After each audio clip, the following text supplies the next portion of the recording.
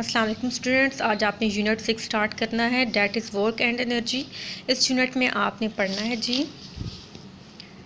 Major concepts. आप देख लें इस यूनिट में आपने कौन कौन से टॉपिक्स, ये वाले सारे टॉपिक्स पढ़ने हैं। ठीक है जी। फर्स्ट टॉपिक देखिए, work. In physics, work is said to be done when a force acts on a body and moves it in the direction of force.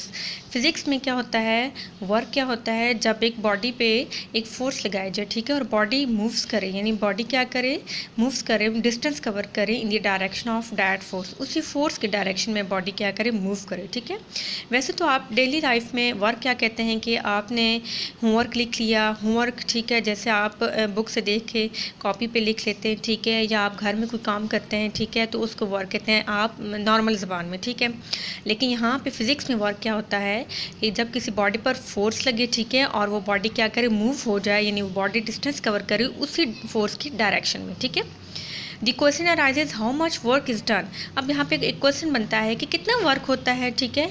तो greater is the force acting on a body and longer is the distance move by it, larger would be the work done. ठीक है। अब depend करता है कि हम कितनी force लगाएं। अब अगर हम ज़्यादा फोर्स लगाएंगे बॉडी पे और बॉडी जो है वो ज़्यादा क्या करे, डिस्टेंस, लॉन्गर डिस्टेंस कवर करे, तो वहाँ पे क्या होगा, लार्जर वर्क होगा। ठीक है। अब यहाँ पे आप अंडरलाइन कर सकते हैं, आप इस फिगर में देख सकते हैं कि जो क्वेश्चन है ये यहाँ से यहाँ तक ये क्वेश्चन बना हुआ है, और इसका आंसर भी आप देख सकते हैं, greater is the force acting on a body and longer is distance move by it, larger would be the work done. यहाँ तक इसका आंसर है। ठीक है। अच्छा, इसके बाद वर्क को मैथमेटिकली कैसे एक्सप्लेन करते हैं, तो आप देख सकते हैं, work is product of force and displacement S in the direction of force, work done is equals to this and work is equal to F S. ठीक है। एफ इसमें क्या है, फोर्स, और एस क्या है, डिस्प्लेसमेंट। ठीक है, या डिस्टेंस है। फिगर में भी आप वर्क को देख सकते हैं कि इस ब्लॉक पे फोर्स हम लगा रहे हैं और ये ब्लॉक इसी फोर्स की डायरेक्शन में देखिए आगे मूव हो गया है। अब ये जो मूव हुआ है इसका मतलब क्या है, इसने ये डिस्टेंस कवर किया है। तो यहाँ पे वर्क जो है ये फिगर के ज़रिए डिफाइन हो रहा है कि एक ब्लॉक पे हम फोर्स लगा रहे हैं और ये ब्लॉक मूव कर गया है, क्या, एक डिस्टेंस कवर करके इसने आगे मूव कर लिया। ठीक है। इसके बाद देखें, some force and displacement do not have the same direction such is shown in figure। ठीक है। समटाइम्स क्या है कि जो फोर्स और डिस्प्लेसमेंट है वो उनकी डायरेक्शन सेम नहीं होती। ठीक है। इस फिगर में आप देख सकते हैं कि फोर्स को ऐसे शो किया गया है और ये क्या है, डिस्टेंस। ठीक है, डिस्टेंस या डिस्प्लेसमेंट। इस लाइन में क्या कह रहे हैं कि ये फोर्स जो है ये क्या है, ये एंगल बना रही है, यानी ये फोर्स ऊपर की तरफ जा रही है, जबकि डिस्टेंस जो है वो ऐसे है। ठीक है। तो यहाँ पे क्या कह रहे हैं कि जो फोर्स है, बस टाइम क्या होता है, बाजू का जो फोर्स है ये डिस्टेंस की क्या होती है, ये इस दोनों की सेम डायरेक्शन नहीं होती। ठीक है। तो वहाँ पे क्या बन जाता है, force is making an angle theta with the surface on which the body is moved. तो देखें, ये जो फोर्स है ये आपको यहाँ पे थीटा एंगल नज़र आ रहा है।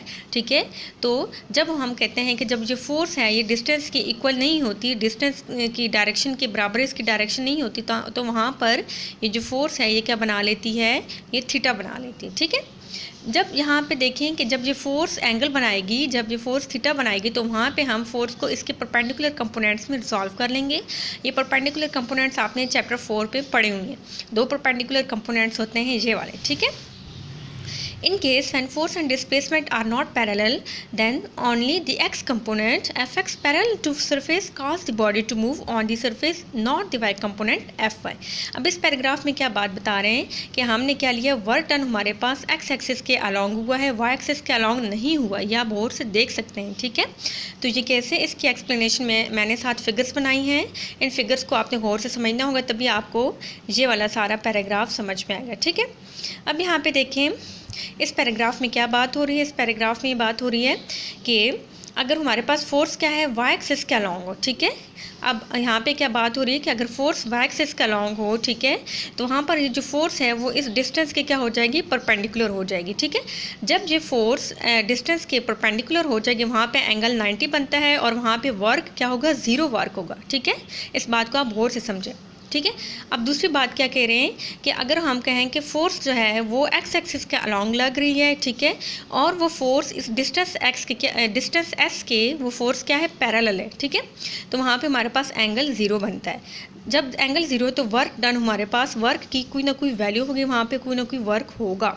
समझ आई आपको कि जब हमारे पास जो फोर्स है वो वाई एक्सिस के अलॉन्ग लग रही हो तो आप देख सकते हैं कि अगर फोर्स वाई एक्सिस के अलॉन्ग हो तो वो डिस्टेंस एस के परपेंडिकुलर होती है, वहाँ पे कोई वर्क नहीं होता। ठीक है, अब जब फोर्स एक्स एक्सिस के अलॉन्ग लगे तो वो पैरेलल होती है डिस्टेंस के, तो वहाँ पे वर्क डन होता है, यानी वहाँ पे वर्क की कोई ना कोई वैल्यू होती है।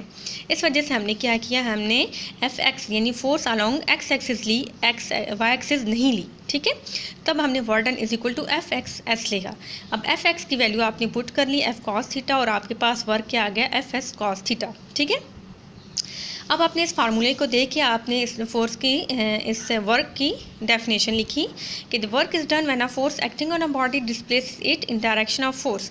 तो वर्क कब होगा, ठीक है, जब क्या करेंगे आप एक बॉडी पे फोर्स लगाएंगे तो वो बॉडी क्या है, एक डिस्टेंस कवर करेगा और किस में, उस फोर्स की डायरेक्शन में, यानी थीटा किसको शो करें, डायरेक्शन को। ठीक है, तो वो बॉडी वर्क करेगा इन द डायरेक्शन ऑफ फोर्स। ठीक है, अगर आपको फार्मूला सही आता है उस फार्मूले के ज़रिए आप वर्क की डेफिनेशन लिख सकते हैं और इसी फार्मूले के ज़रिए आप यूनिट ऑफ वर्क को भी यानी इसको भी आप डिफाइन कर सकते हैं। ठीक है, अब इसके बाद फैक्टर्स देखें तो वर्क इन फैक्टर्स पे डिपेंड करता है, 3 फैक्टर्स पे डिपेंड करता है, एक फोर्स पे, दूसरा डिस्प्लेसमेंट पे और तीसरा क्या है, एंगल बिटवीन दैम।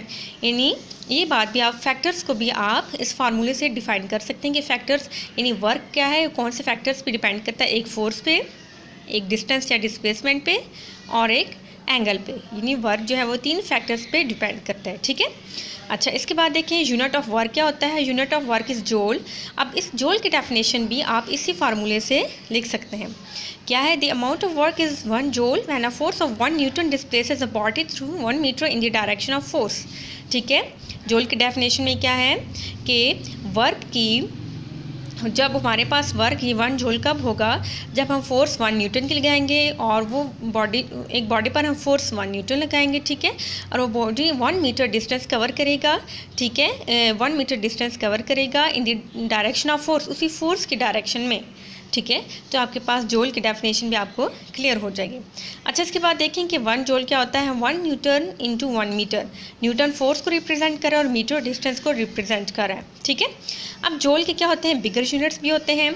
एक किलो जूल होता है डैट इज़ इक्वल टू 10 की पावर 3 जूल एंड एक मेगा जूल होता है डैट इज़ इक्वल टू 10 की पावर 6 जूल। ठीक है, ये आज आपका यहाँ तक टॉपिक है कंप्लीट हुआ। अब आपने ये टॉपिक देख सकते हैं, ये हेडिंग्स लिखी है मैंने, ये डेफिनेशन फर्स्ट हेडिंग लिखनी है आपने पूरी, उसके बाद सेकंड हेडिंग पीछे करें पेज, सेकंड हेडिंग आप देख सकते हैं मैथमेटिकल फॉर्म, इसकी मैथमेटिकल फॉर्म यहाँ से लेकर यहाँ इस इक्वेशन 6.1 तक, यानी यहाँ एफ एस तक, यहाँ तक दूसरी हेडिंग बनती है। फिर तीसरी हेडिंग आप देख सकते हैं एक्सप्लेनेशन की देनी है, सम टाइम से लेकर इस फिगर के साथ साथ आपने एक्सप्लेनेशन यहाँ तक लिखनी है।